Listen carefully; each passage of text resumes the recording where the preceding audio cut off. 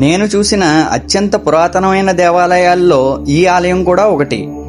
గోదావరి నది కంటే పురాతనమైన గోస్తని నదీ తీరాన ఒకప్పటి దూతికాపురం, ఇప్పుడు జుత్తిక శివాలయంలో ఎన్నో చారిత్రాత్మక రహస్యాలు ఉన్నాయి.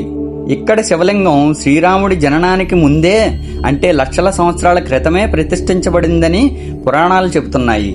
ఈ క్షేత్రం వెనుక ఉన్న ఆసక్తికరమైన పురాణ గాథ ఏమిటంటే, త్రేతాయుగంలో రావణాసురుడి అహంకారానికి పీడనకి గురైన రవి అనగా సూర్యభగవానుడు, చంద్రుడు మరియు సర్పరాజైన వాసుకి ముగ్గురూ కలిసి బ్రహ్మదేవుణ్ణి ఆశ్రయించారట.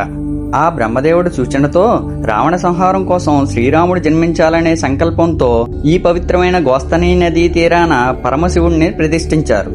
వాసుకి, రవి, సోములు ముగ్గురూ కలిసి పూజించడం వల్లే ఇక్కడ స్వామివారికి శ్రీ ఉమావాసుకి రవి సోమేశ్వర స్వామి అని పేరు వచ్చింది. వాయుపురాణంలో దక్షిణ కాశీగా పిలువబడే ఈ క్షేత్రంలో అడుగు పెడితే శత్రుభయాలన్నీ తొలగిపోతాయని నమ్ముతారు.